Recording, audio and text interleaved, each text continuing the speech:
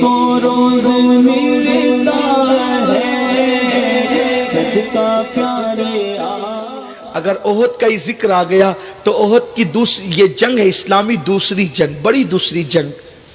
اس جنگ کا منظر بھی بڑا عجیب ہے. اگر میری مائیں اور بہنیں بھی ہیں تو ان سے بھی میں یہ بات عرض کرنا چاہتا ہوں. جب مکے کے کافر میدان احد میں جمع ہو گئے تو اللہ کے حبیب نے حضرت بلال سے کہا بلال جاؤ اور جا کر مدینے کی گلیوں میں اعلان کر دو کہ سونے والے بستر چھوڑ دیں، اللہ کی عبادت کرنے والے نفل عبادت اس وقت ترک کر دیں، کاروبار والے کاروبار بند کر دیں اور اللہ کے دین کی خاطر رسول پاک کے قدموں میں اپنی جان قربان کرنے کے لیے پہنچ جائیں. میں حضرت امیر حمزہ کی شہادت پڑھنے سے پہلے تھوڑا سا احد کا پس منظر پڑھنے لگا ہوں تاکہ حضور کی آمد کا مقصد میرے جوانوں کے ذہن و دماغ میں آئے. بلال حبشی رات کا آخری پہر ہے، رات کے آخری پہر میں اعلان کر رہے ہیں. اعلان کرتے کرتے بلال ایک بیوہ کے مکان کے قریب سے گزرے. بہت عشق رسول کا دعویٰ ہے آپ کو اور مجھے.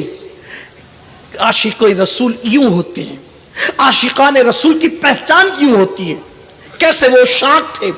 حضرت بلال رات کے آخری پہر میں ایک بیوہ کے مکان کے قریب سے گزرے.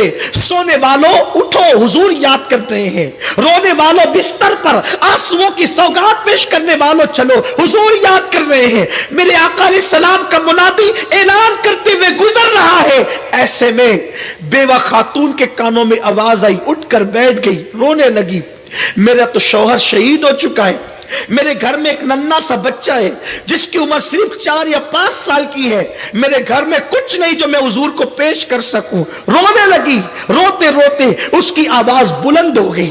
آج عورتوں کو اگر شادی پر نئے کپڑے نہ ملے تو وہ روتی ہے، عورتوں کو زیورات نہ ملے تو وہ روتی ہے، عورتوں کے مطالبات شوہر پورا نہ کرے تو وہ روتی ہے.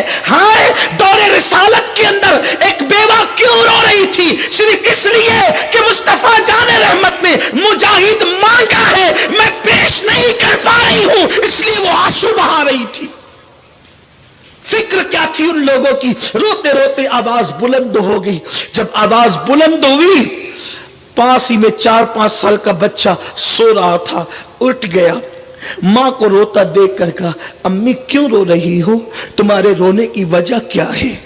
ماں نے کہا بیٹا سو جا، تو میرے درد کو نہیں سمجھ سکتا، تیرے بچپنے کی عقل میرے درد کو نہیں پہنچ سکتی. لیکن وہ معمولی بچہ نہیں تھا. ماں نے بڑی عظیم تربیت کی تھی. ماں کی تربیت بڑا عظیم درجہ رکھتی ہے.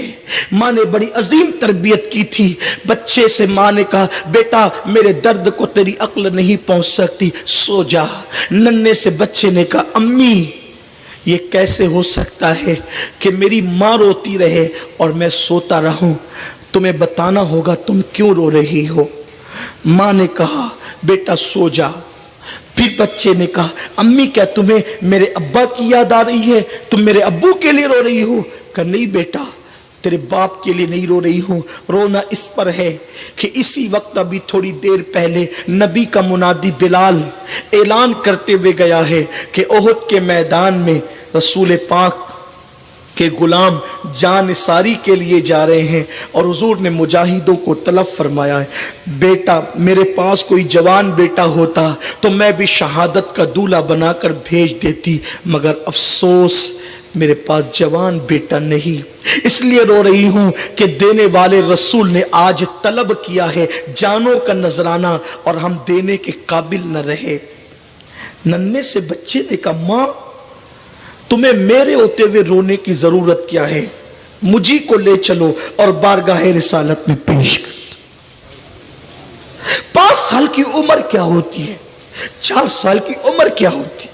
آج ہمارے 4-5 سال کے بچوں کو کلمہ ترجمے کے ساتھ یاد نہیں ہے، لیکن وہ 4-5 سال کا بچہ اس کی ماں نے کیا تربیت کی تھی، دل میں کیا عشق مصطفیٰ پیدا کیا تھا. آج تمہارے 4-5 سال کے بچے ناچ رہے ہیں، تمہارے 4-5 سال کے بچے گانے گا رہے ہیں، تمہارے 4-5 سال کے بچے فلمی اداکار اور سیریل کے اداکاروں کی ایکٹنگ کر رہے ہیں. رب کو کیا منہ دکھاؤ گے؟ حضور کی محنتوں کے بارے میں پوچھا جائے گا تو تم کیا جواب دو گے اللہ کی بارگاہ میں؟ دین نکل چکا ہے گھروں سے، ہمارے گھر مغربی تہذیب کے اڈے بن گئے، ہمارے گھر سنیما ہال بن گئے، ہمارے گھر ناچ گانوں کے اڈے بن گئے، ہمارے گھروں کے اندر کھلے طور پہ اللہ رسول کی نافرمانی ہو رہی ہے، ہماری بیٹیوں کے پتلے پتلے دوپٹے اور وہ بھی گلوں میں لٹکے ہوئے۔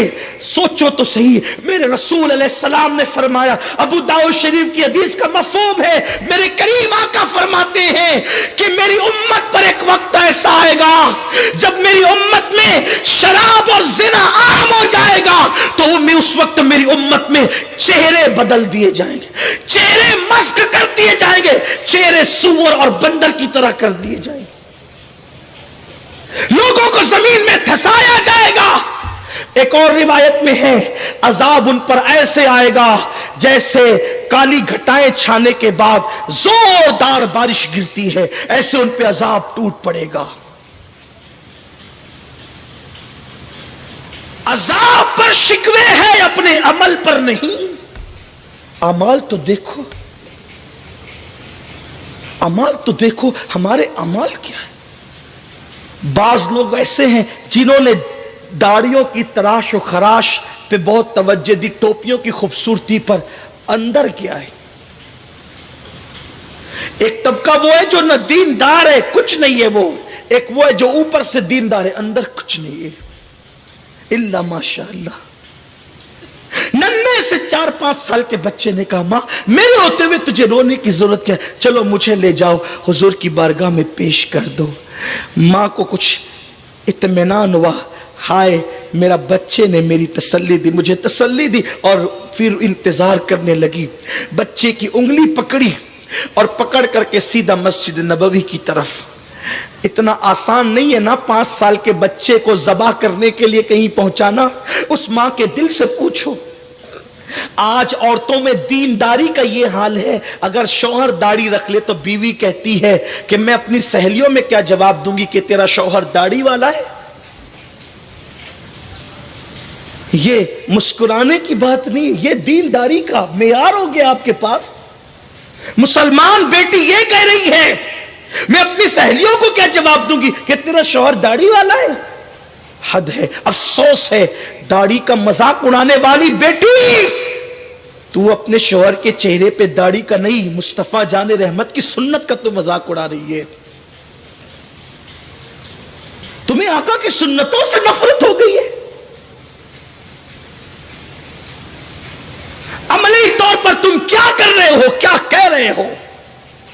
زبان سے تو نہیں کہتے کہ نفرت ہو گئی ہے، لیکن عملی طور پہ کیا ہے؟ میں داڑھی رکھوں گا تو لوگ مجھے ملا کہیں گے، بیکورڈ کہیں گے؟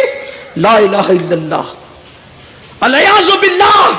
حضور کی سنت پر عمل کرنے سے کوئی بیکورڈ نہیں ہوتا۔ بیکورڈ وہ لوگ ہیں جو حضور کی سنتوں سے دور ہیں، جو حضور کی سنتوں کے عامل ہیں، فرشتے بھی ان کا احترام کرتے ہیں، لیکن سوچ بدل گئی، دین سے اتنے دور ہو گئے، اپنی زبان سے در پردہ کیا بک رہے ہو، کیا کہہ رہے ہو، کردار کیا کہہ رہا ہے؟ ننھی سے بچے کی انگلی پکڑ کر ماں اپنے نبی کی مسجد تک لے گئی اور چوکھٹ پہ کھڑی ہو گئی۔ حضور مجاہدین کو ترتیب دے رہے تھے، اللہ کے حبیب علیہ السلام کی نگاہیں پردہ نشین پر پڑی۔ میرے سرکار نے کہا، بلال پوچھو وہ عورت کیوں آئی ہے؟ یہ عورتوں کے آنے کا ٹائم تو نہیں ہے، یا عورتوں کا کام تو نہیں ہے، وہ عورت کیوں آئی ہے؟ بلال گئے اور جا کر کے کہتے، مائی کیوں آئی ہو؟ جاؤ گھر جاؤ، یا عورتوں کا اس وقت کوئی کام نہیں۔ تو فوراً بلال سے کہنے لگی، بلال اتنی جلدی بھول گئے؟ ابھی تو تم اعلان کر رہے تھے کہ حضور نے بلایا ہے، مجھے کام حضور سے ہے۔ آقا تشریف لائے، اس خاتون نے کہا، یا رسول اللہ میرا شوہر جنگ میں شہید ہو چکا ہے، میرے پاس کوئی جوان بیٹا بھی نہیں ہے۔ آپ کے منادی نے اعلان کیا، یا رسول اللہ جوان بیٹا نہیں ہے، 4-5 سال کی ننھی سی جان لے کر آئی ہوں، حضور اس کو قبول کر لیں اور میدان میں اس کو لے کر کے جائیں۔